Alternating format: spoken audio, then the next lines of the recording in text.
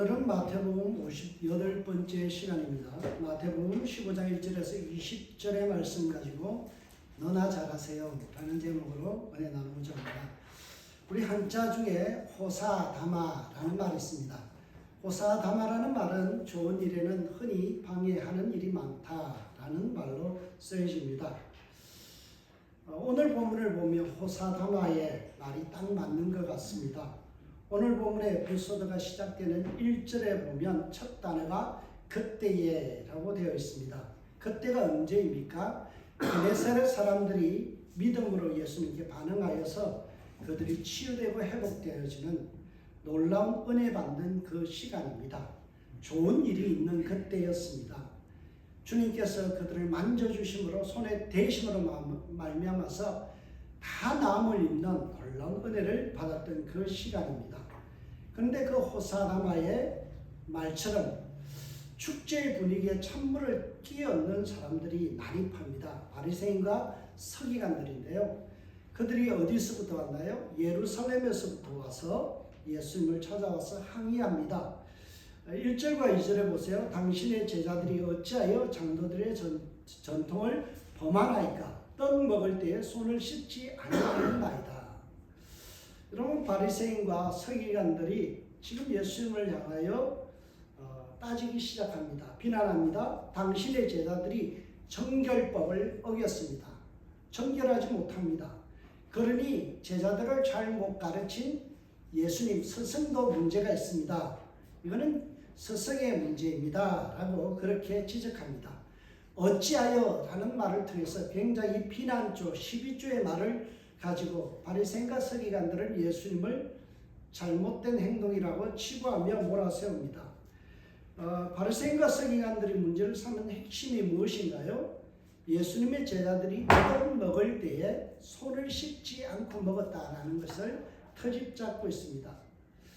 제자들은 정결에 대한 개념이 좀 없었던 것 같습니다. 요즘 말로 좀 더럽이 그런 사람 같아요.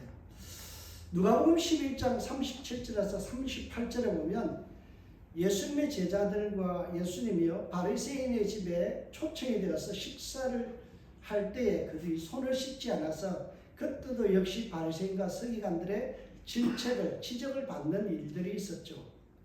이러한 제자들의 불교를 보면서 서기관과 바리새인들은 한마디로 장로가 정해준 전통, 규칙을 어겼습니다. 우리 선조들로부터 대대로 지켜왔던 이 규칙을 우리는 어겼습니다. 라고 지적했죠. 여러분, 그런데 오늘 이 본문을 보면서 재밌는 것은요. 바리새인과 서기관들이 이 문제를 지적하고 따지기 위해서 어디서부터 왔다고요? 예루살렘에서부터 왔다 그러죠. 여러분, 예루살렘에 뭐가 있어요? 성전이 있죠. 그 성전을 중심으로 한 기득권 세력들이 예수님과 제자들이요 손 씻지 않고 먹었다는 이거 하나 지적하기 위해서 예루살렘에서부터 왔다라고 이야기합니다. 여러분, 예루살렘에서 게네사렛까지 거리가 직선거리로 150km예요. 근데 유대인들은 사마리아 땅을 통행하지 않기 때문에 여리고 쪽으로 가서 올라가서 가면 약 200km입니다. 여러분, 200km라는 이 거리는요 꼬박 4일 정도나 5일 정도를 걸어가야 되는 거리입니다. 한마디로 목숨을 걸고 결사반대하는 모습으로 바리새인과 서기관들이 예수님께 찾아와서 따지고 있습니다. 제가 보기에는요 사소한 일에 목숨을 거는 자들 같아요. 여러분, 손 씻지 않고 먹는 거 가지고 그 문제를 지적하기 위해서 여러분 같으면 200km를 차로 운전해서 가라고 해도 가기 싫을 거예요. 근데 걸어서 200km의 거리를 걸어서 그거 지적하러 갔다라는 거예요. 여러분, 제가 보기에는 이 제정신이 아닌 사람들 같은 모양입니다. 여러분 같으면 200km의 거리를 걸어가서 사소한 밥 먹을 때 손 안 씻고 밥 먹었다는, 음식 집어 먹었다는 이유로 그걸 지적하기 위해서 간다는 것은 제정신이 아니죠. 과연 그런데 이들의 주장이 손을 씻지 않고 밥을 먹는 이 빵을 먹었다는 지적이 과연 성경을 위배한 사건일까요? 전혀 아닙니다. 손을 씻는 문제에 관련해서 정결법을 다루고 있는 구약 성경은 3곳이 나와요. 그 말씀의 기준에서 보면 제자들이 손을 씻지 않고 밥을 먹는 것이요 정결법을 위반한 것이 아니라는 사실이에요. 손을 씻는 것에 대해서 3곳이 언급되죠. 출애굽기 30장 17절과 21절, 신명기 21장 1절에서 9절까지 보면요, 이것은 제사장들에게 요구하는 규칙이에요. 손을 반드시 씻어야 한다고 제시한 레위기 15장 11절 마지막 한 구절은 누구에게 요구한 건가 하면 유출병자, 몸에서 피가 흘러서 부정하게 된 사람들이 뭔가를 만질 때라든지 음식을 먹을 때 꼭 손을 씻으라고 되어 있어요. 그러니까 구약 성경에 보면요, 율법에 의하면 세 경우, 2번은 제사장들에게 요구하는 거고요, 하나는 환자에게 요구하는 거예요.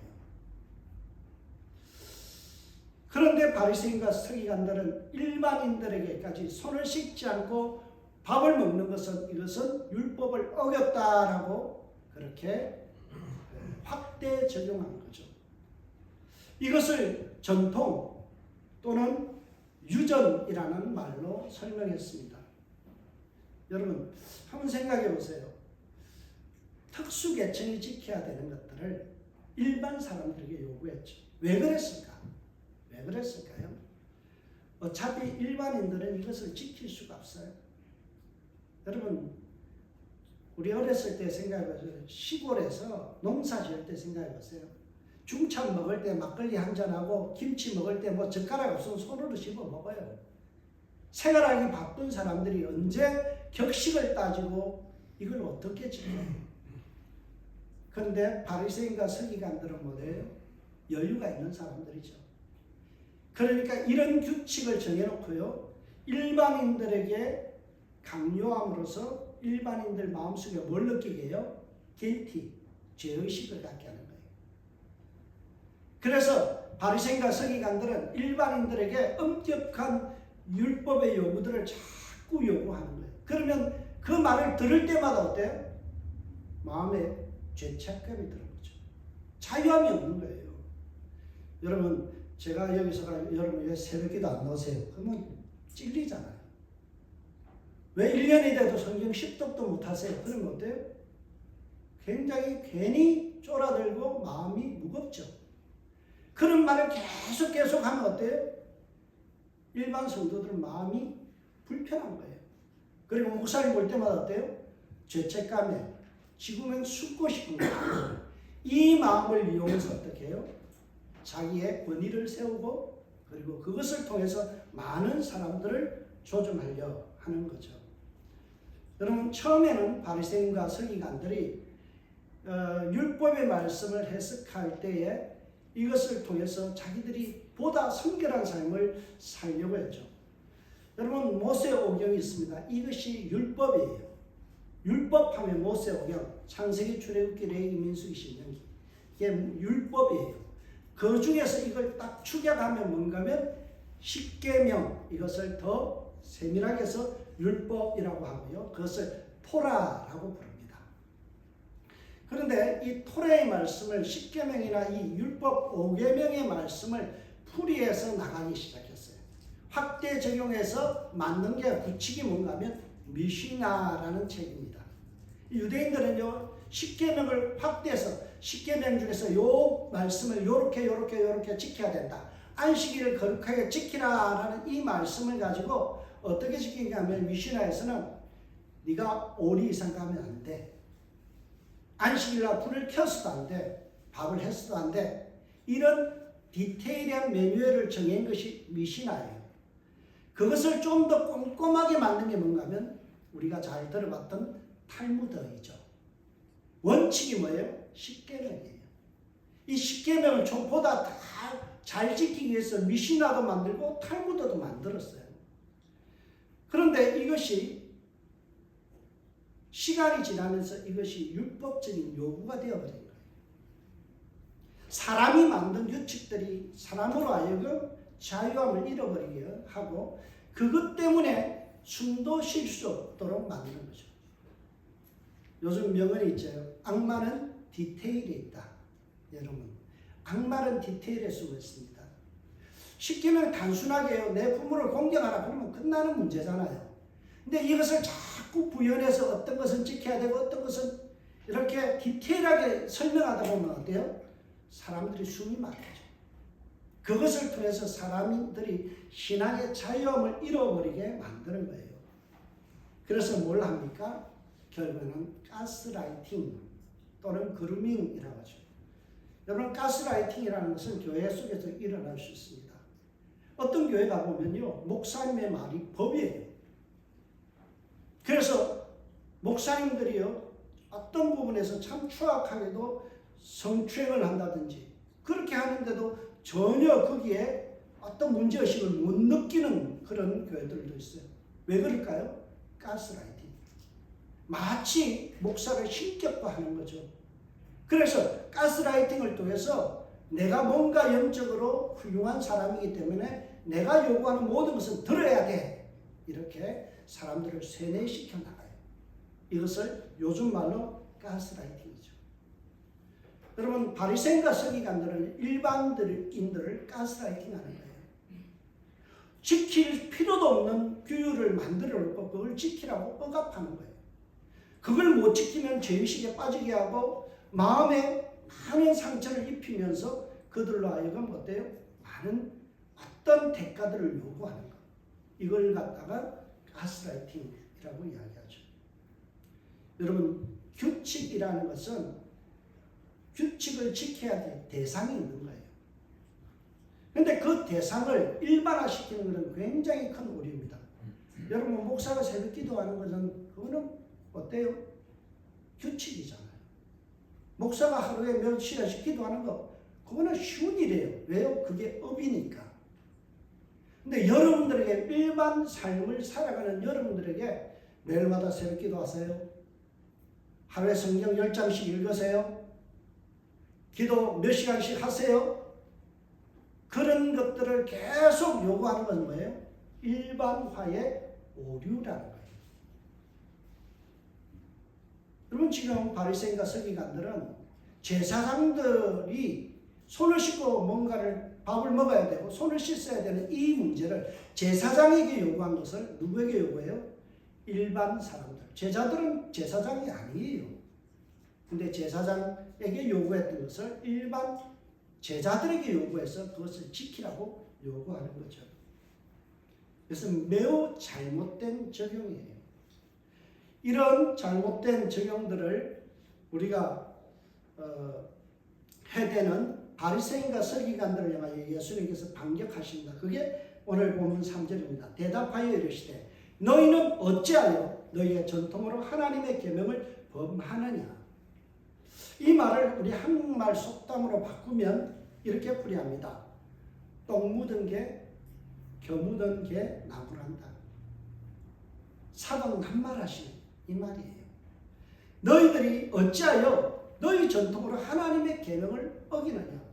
상위의 개념인 이 하나님의 계명, 율법을 어기면서 너희들은 지금 어찌하여서 손 씻는 문제, 이 사소한 문제를 가지고 터집지 않느냐라는 거예요.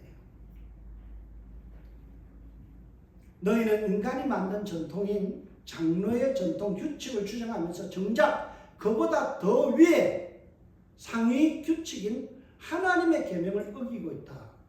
그러면서 이런 모순이 어디 있느냐라는 거예요.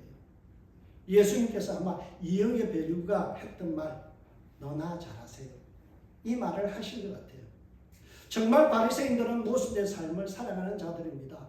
마태복음 23장 4절에 보면 예수님께서 이들을 향하여 이렇게 질책합니다. 무거운 짐을 묶어 사람의 어깨에 지우되 자기는 이것을 한 손가락으로도 움직이려 하지 아니하는 자들이라.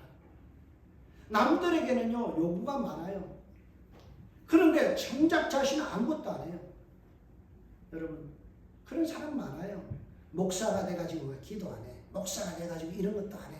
장로가 돼가지고 말이야. 그러면서 정작 자기는 성결한 삶을 안 살아요.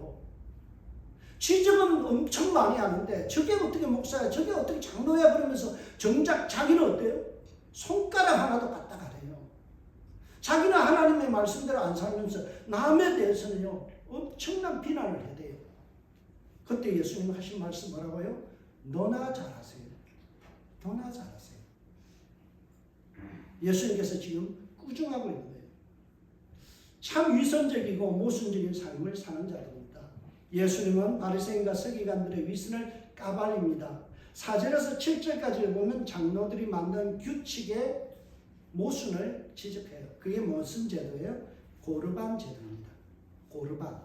고르반이란 말은요, 하나님께 드림이 되다. 원래 고르반이란 뜻은요, 선물 그런 뜻이에요. 하나님께 드리는 선물이에요. 그게 고르반이에요. 유대인들은 이것을 악용했어요. 그래서 부모님들이요, 뭔가를 요구해요. 야, 저거 참 좋은데 나한테 주면 안 될까? 그러면 자식이 하는 말이 됐던 아버지 꿈 깨세요. 그거 고르반 되었어요. 하나님께 먼저 서약해서 드리기로 됐으니까 아버지 마음 접으세요. 못 드립니다. 이런 핑계를 대기 위해서 뭐예요? 고르반이라는 제도를 악용한 거예요. 그런데 이런 자식들의 주장이 옳은 건가요? 명백히 틀렸습니다. 여러분, 내 부모를 공경하라는 말은요, 십계명이에요. 우리나라 법도 있죠. 헌법이 있고 그 밑에 법률이 있고 규칙이 있고 조례가 있어요. 그러면 상위의 법이 우선되는 거예요. 헌법이 최고예요. 그 밑에 법률이 있어요. 똑같은 법이라도 법률은 상위 개념인 헌법에 저촉이 되는 거예요. 지배를 받아요. 규례나 조치도 마찬가지예요. 여러분, 상위의 법은 뭔가 하면 내 부모를 공경하라는 십계명이에요. 뭘 먼저 지켜야 돼요? 십계명을 먼저 지켜야 돼요. 근데 십계명에서 풀이한 미시나, 거기에 보면 뭐예요? 고르반이 나오는 거예요. 그래서 하나님께 드림이 되었다는 서약 제도가 나오는 거예요. 뭐가 우선이에요? 미시나가 우선돼요? 아니면 율법 토라가 우선돼요? 토라가 우선되는 거예요. 십계명이 우선인 거예요. 그러니까 당연히 뭡니까? 지켜야 되는 것은 내가 하나님께 드리기로 한 서약보다 우선되는 게 뭐예요? 부모를 공경하는 거예요. 여러분 잘 들으세요. 부모를 공경하는 것이 상위 개념입니다. 교회에서, 여러분 절대 교회에서 부부 싸움하면서 헌금하지 마세요. 남편하고 의논 없이 헌금 서약하지 마세요. 하나님의 질서에 어긋납니다. 하나님께서는요, 부부가 화목하기를 원하고, 그리고 남편의 허락 없이 몰래 하는 거 싫어해요. 하나님께 헌신하는 것도 중요하지만 남편과 가정의 화목이 우선된다는 사실을 여러분이 깨닫지 못하면 이것을 그렇게 무조건 하나님께 바치는 것이 우선이다. 이거는 영적인 그루밍이에요. 잘 들으세요. 부모를 제대로 공경하지 않으면요, 먼저 밑에 있는 것, 우리가 하나님 앞에 서약하는 것, 이런 것들 지키려고 애쓰는 것, 본말이 전도된 거예요. 본말이 전도됐다는 말은요, 말이 앞에서 끌고 나가야 되는데 사람이 앞에 있어요. 이게 잘못된 거예요. 그렇죠? 그래서 구약 성경에 보면요, 선한 것도 취소할 수 있다라고 되어 있죠. 누가 취소해요? 예, 결혼하기 전에는 부모가 취소할 수 있어요. 아버지가 취소할 수 있어요. 딸이 나 목사로 선합니다 그래도요, 아버지가 아니야 그러면 취소되는 거예요. 왜요? 아버지, 하나님께서 세워준 권위가 부모에게 있기 때문에. 아내가 뭔가를 서원했어도 남편이 아니야 그러면 그게 우선되는 거예요. 어떤 부분에서 서원을 하셨다 할지라도 목사가 그것을 취소할 수 있어요. 그게 성경적인 원리입니다. 무엇이 우선되는지, 무엇이 상위의 개념인지, 무엇이 원칙인지 모르면요, 우리는 사소한 것에 목숨을 거는 거예요. 그것 때문에 싸우는 거예요. 여러분, 바리새인과 서기관들은 원칙인 십계명, 부모를 공경하는 것을 안 지키면서 참고사항 미시나에 있는 장로의 율법, 제사장 것 그리고 유출병자들이 손을 씻고 밥을 먹어야 된다는 그 규정을 가지고 와서 모든 사람에게 다 요구한 거죠. 이런 자들을 향해 예수님께서 아주 엄중한 말씀으로 4절에 말씀합니다. 하나님이 이르셨을 때 내 부모를 공경하라 하시고 또 아버지나 어머니를 비방하는 자는 반드시 죽임을 당하리라 하셨거든요. 여러분 출애굽기 20장 12절, 신명기 5장 16절, 레위기 10장 9절에 보면 부모를 공경하지 않거나 저주하는 사람은 돌로 쳐 죽이라고 그랬어요. 그만큼 엄중한 말씀이에요. 부모 공경은요 기독교의 근본입니다. 그래서 뭐예요? 하나님을 공경하는 내 위에 다른 신을 두지 말라는 게 십계명의 첫 번째 돌편의 첫 번째라는 인간관계에서 가장 먼저 나오는 말씀이 뭐예요? 부모 공경이에요. 인간관계에서 가장 우선되는 것은 부모 공경이라는 거예요. 이것은 기독교가 얼마나 효의 종교인지를 알아야 돼요. 효도하지 않으면서 부모 공경하지 않으면서 다른 교회를 열심히 한다. 이거는 신앙생활 잘못하는 겁니다.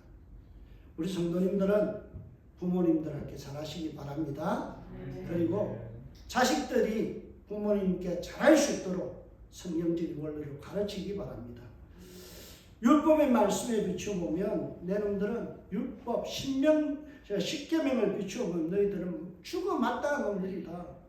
어떻게 그 고르반이라는 제도를 악용해서 부모에게 주기 싫어가지고 그렇게 꼼수를 부리냐? 부모님 앞에 효도하지 않으면서 그렇게 하는 것은 잘못됐다. 그리고 바리새인들, 서기관들 잘 들으라. 너희들 부모는 제대로 공경하지도 않으면서 사소한 문제 손 씻지도 않고 밥을 먹었다는 걸 지적하기 위해서 150km나 걸어오냐? 이런 정신 나간 놈들 어디 있냐? 이런 위선자들 어디 있냐? 7절의 말씀의 첫 부분을 보세요. 외식하는 자들아. 외식한다. 여러분 외식이라는 말이 후포크레시스죠. 여기서 나온 영어가 뭐예요? 포크레시, 위선이라는 거예요. 여러분 이 후포크레시라는 말은요. 연기하는 배우 그런 뜻이에요. 액트 또는 가면 그런 거예요. 가면. 여러분 외식하는 걸 주님이 참 싫어해요. 거룩한 척하는 거 아주 싫어해요. 여러분 우리는 인간이잖아요. 솔직한 거 좋아하세요. 주님은 가식 버리고요. 나도 인간입니다. 죄인입니다. 나도 허물 많은 사람이에요. 이런 거 좋아하지 괜히 거룩한 척 가면 쓰고 오지 마세요. 여러분 우리 은샘교회는 가면 무도회 하는 그런 교회 되지 않기를 주님은 부탁드립니다. 와가지고요 아프면 아프다 그러세요. 슬프면 슬프다 그러세요. 그럼 지난주에 제가 귀가 아프다고 이렇게 카톡을 날렸어요. 어떤 분들은 목사가 돼가지고 기도 얼마나 안 하면 그런 종양도 생기냐 그럴 거예요. 여러분 그것은 외식이에요. 아프면 중보기도를 요청하는 거예요. 성도님들이 저를 위해서 기도해 주는 게 그게 성경적인 거예요. 아픈데도 거룩한 척 목사님 쫙 하면서 안 아픈 것처럼 하는 것 그게 위선되는 거예요.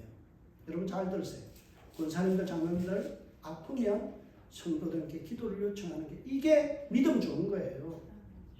연약한 척 나의 연약하지도 않은 척 하면서 건강한 척 하고요. 그렇게 믿음 좋은 척 하는 것 그게 위선이에요. 주님은 그거보다는 우리가 연기하지 않기를 바래요. 위선 떨지 않기를 바래요. 여러분 TV를 보면요. 연기자들이 하는 모습이 리얼 자기 일반적인 삶일까요? 아니에요.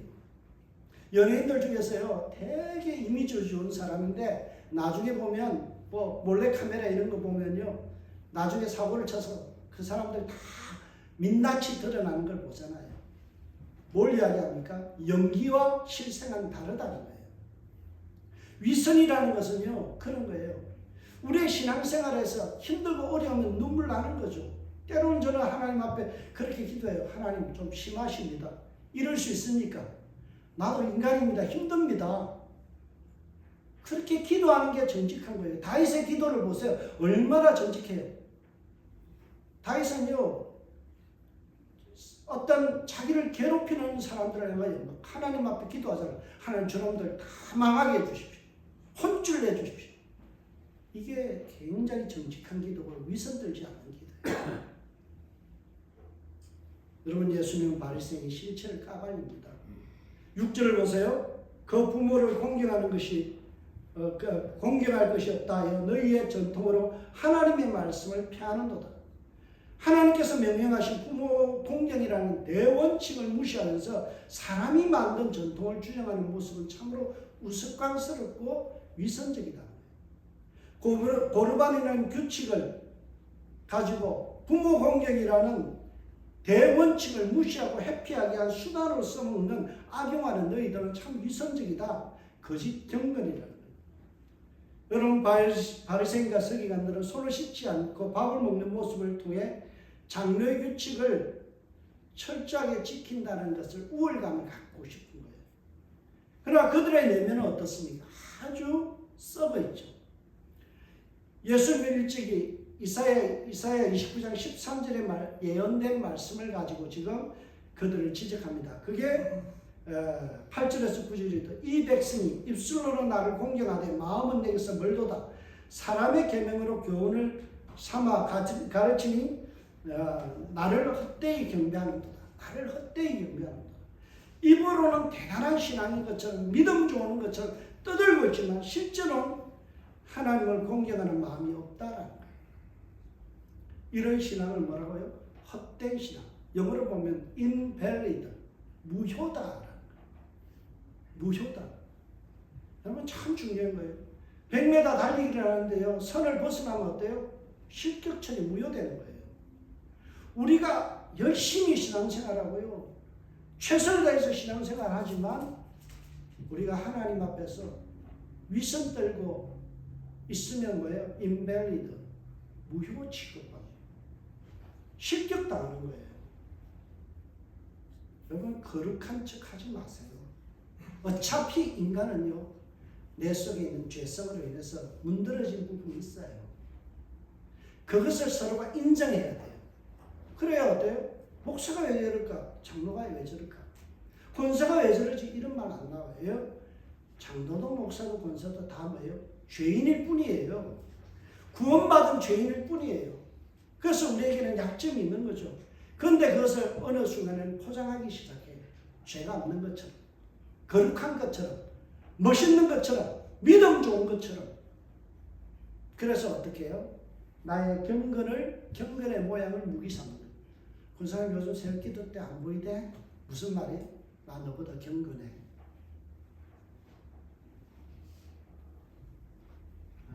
그 교회는 선교도 안 해? 무슨 말이에요? 우리 교회가 선교 많이 한다는 걸 통해서 괜히 자기가 우월감이야. 이런저런 이야기를 가지고 우리는 사람들을 규정하고요, 속박하고 가스라이팅을 하는 거예요. 너는 나보다 못해라는 그 함정에다 빠뜨려 놓고 사람들을 조종하려는 거죠. 그것은 위선입니다. 여러분, 하나님의 명령하신 형제를 사랑하고 부모를 공경하라는 이 말씀을 버리고 그리고 그들을 정죄하는 것은 위선이에요. 바리새인과 서기관들은요, 사소한 일, 별것도 아닌 걸 가지고 터집 잡고 시비 걸고요, 딴지를 걸었어요. 발목을 걸었어요. 그래서 넘어지게 하는 거죠. 그런데 그들이 예수님 앞에서 한 방 먹은 거예요. 너나 잘했어요. 제대로 신앙생활을 못하면서 뭐 대단한 것처럼 위선 떨고 있느냐라는 거죠. 그들은 3, 4일을 꼬박 끌어서 예수님께 찾아와 작심하고 비판을 했다가 본전도 못 차리고 꿀먹은 벙어리 모양 입을 닫고 말았어요. 바리새인들과 서기관들은 완패를 당하고 물러서서 예수님 주변에서 뒷걸음질 치고 있었죠. 열받은 그들의 얼굴은요, 울그락불락하면서 예수의 주변에서 그저 화를 삭히고 있을 뿐이에요. 이처럼 거짓 경건은 참패하게 되어 있습니다. 겉으로 경건한 모양을 통해서 과시하려 하고 남들에게 위선을 떨면서 자기를 부풀려서 쇼업하려는 신앙은 결국에는 참패를 당합니다. 영적 우위를 점하고 내가 마치 거룩한 것처럼 내가 그래도 괜찮은 사람이냐 그렇게 드러내서 사람들을 조종하려 들 때는 결국에는 그 사람은 참패를 당한다는 사실이에요. 바리새인과 서기관들의 위선적인 신앙을 혼내주신 후에 예수님께서 무리를 향하여 참된 신앙을 설명합니다. 그게 11절의 말씀이죠. 입으로 들어가는 것이 사람을 더럽게 하는 것이 아니라 입에서 나오는 것들이 그 사람을 더럽게 합니다. 여러분 여기에 대한 자세한 설명은 17절에서 19절에 있습니다. 여러분 손으로 씻지 않고 음식을 집어 먹으면 어때요? 병균이 좀 들어갈 뿐이에요. 우리 어렸을 때 그렇게 먹어도 다 살았어요. 여러분 그게 더러운 게 아니에요. 들어갔다가 다 뭐예요? 대변으로 나올 뿐이에요. 그러나 정작 사람을 더럽게 하는 것은 마음에 품은 것들이 입을 통해서 행동을 통해서 드러나는 겁니다. 19절의 말씀에 보면 구체적으로 사람을 더럽게 하는 목록이 나옵니다. 마음에서 나오는 것은 악한 생각, 살인, 간음, 음란, 도둑질, 거짓증언, 비방이에요. 여러분 사람들은요 대변은 더럽다고 그래요. 보면서 인상을 찍는 거래요. 정작 마음에서 쏟아져 나오는 악한 생각, 살인, 간음, 음란, 도둑질, 거짓증언 이런 추악한 것들에 대해서는 더럽다라고 생각을 안 해요. 여기서 나오는 목록들은요 전부 다 십계명의 두 번째 계명의 돌판에 새겨져 있는 말씀이죠. 이웃을 사랑하라는 말씀의 대원칙성이 있는 말씀이에요. 이웃을 사랑하는 것은 뒷전이고 나의 행위가 어렵다라고 자랑질하는 것들을 매우 추악한 일이죠. 여러분 세상 사람들을 적당히 적당하게 사람들에게 자기를 자랑하기 위해서 남들을 알보고 무시하고 낮추는 것 매우 잘못된 일이에요. 여러분 십계명에 보면 도둑질 하지 말라 그 말씀이 있죠. 거짓증언 하지 말라. 이 말씀 이게 정말 하나님의 말씀인데 이것은 안 지키고요. 엉뚱한 장로의 유전들 규칙도 우리 교회는 이게 규칙이야. 그걸 가지고 싸운다는 거죠. 여러분 하와이에 있는 어떤 장로교회는요. 한경진 목사님 하셔서 강대상을 하나 선물해 줬는데요. 오래돼가지고 이것을 치웠는데요. 결국에 치우자 아니다. 그래도 우리가 써야 된다. 이거 싸우다가 결국 교회가 둘로 쪼개졌어요. 제가 아는 교회는요.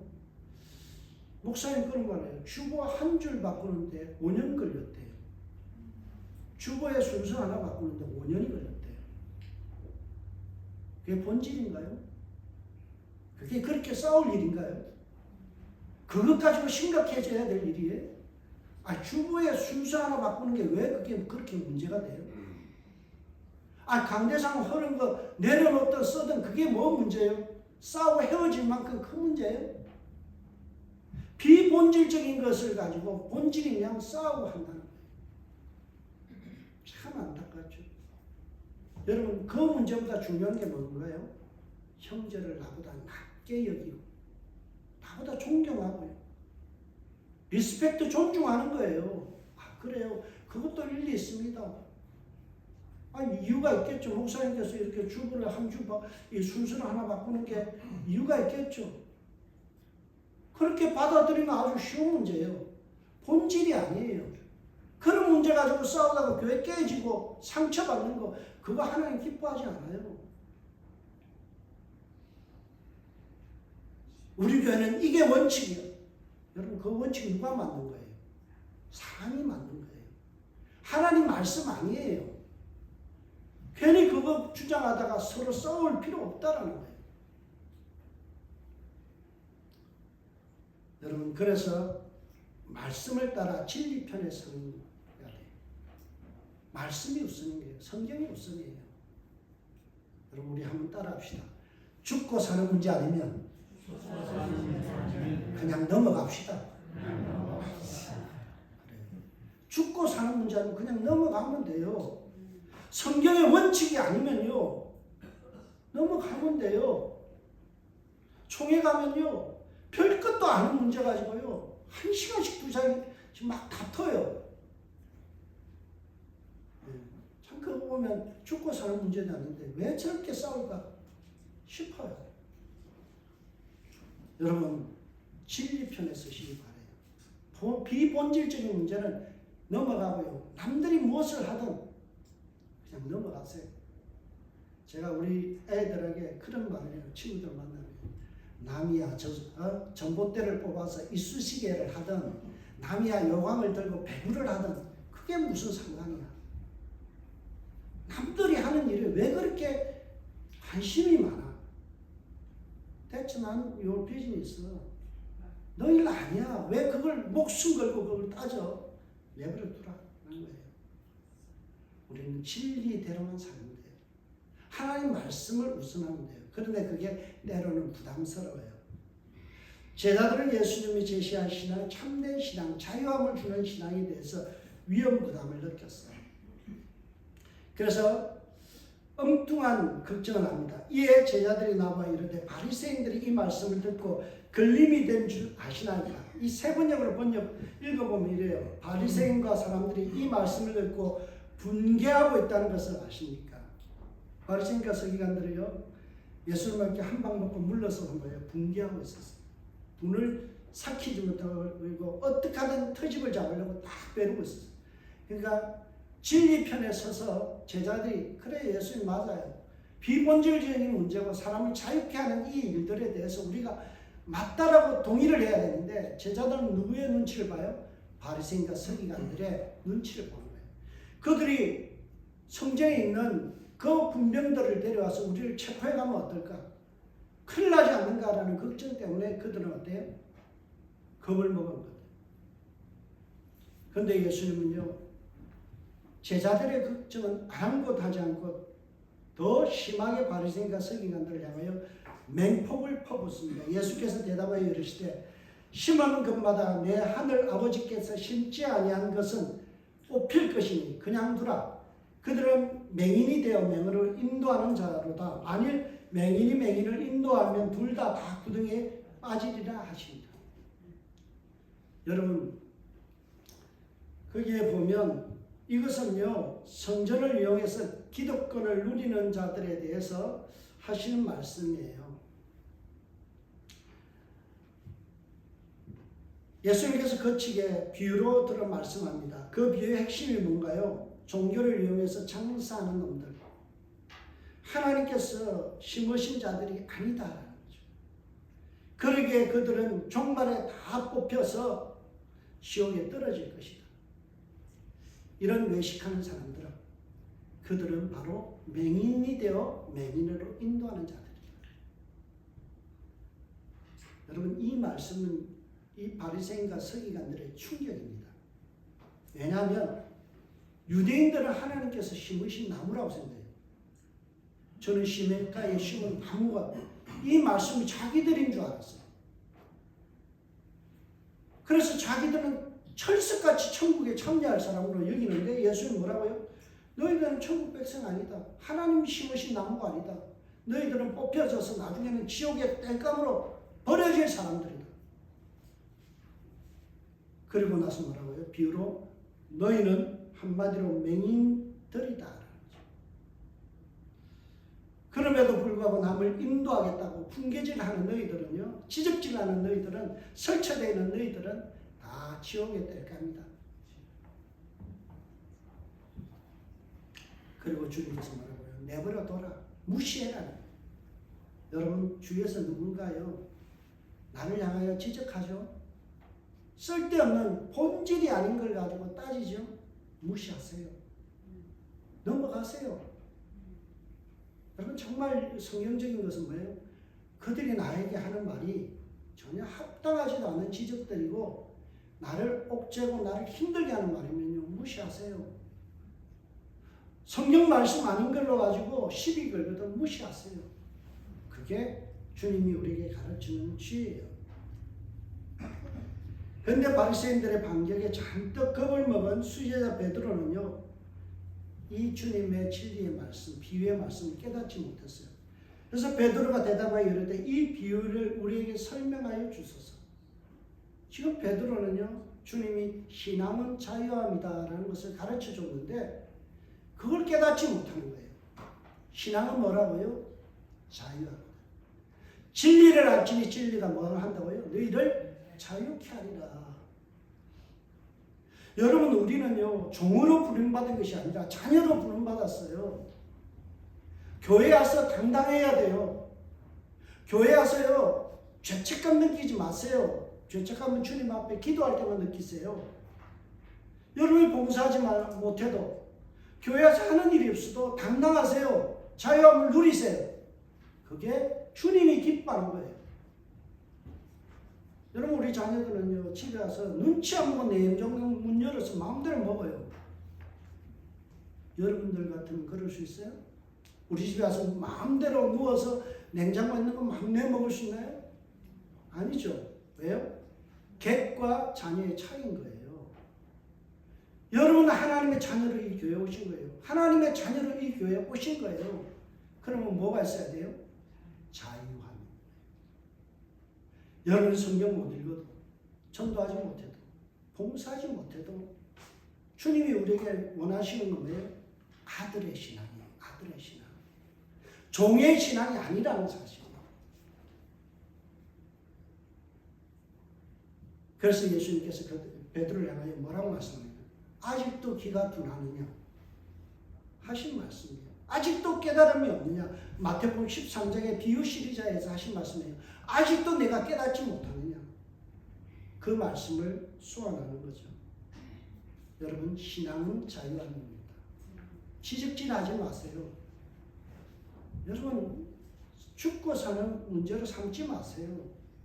비본질의 문제를 가지고 사람들을 힘들게 하지 마세요. 본질은 하나님의 말씀밖에 없습니다. 내 부모를 공경하고요. 하나님 자신이 이거면 됐어요. 다른 거 못하더라도 여러분 하나님 말씀 붙들고 살고요. 부모 잘 공경하고 살면 되는 거예요. 오늘날 교회들은요. 가스라이팅이 너무 심해요. 교회 봉사 못하면 죄인 취급해줘. 헌금 못하면 괜히 미안해져요. 왜 그럴까요? 아들의 신앙이 아닌 종의 신앙으로 살아가기 때문이죠.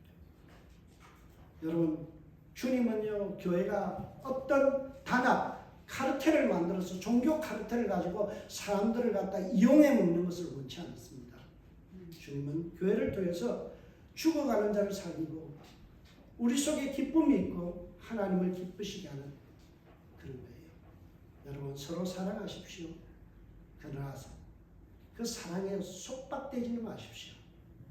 우리가 서로를 사랑해야 되지만 채무의식을 갖거나 이런 마음을 가지고 살지는 말길 바랍니다.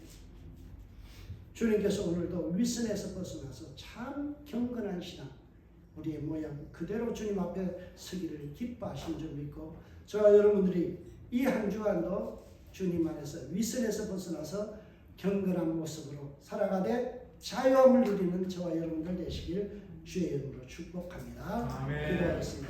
하나님 감사합니다. 귀한 말씀 우리 성도님들 적용하게 하셔서 서로를 나보다 낮게 여기며 존중하며 사랑하며 살게 하여 주옵소서. 감사합니다. 예수님의 이름으로 기도합니다. 아멘.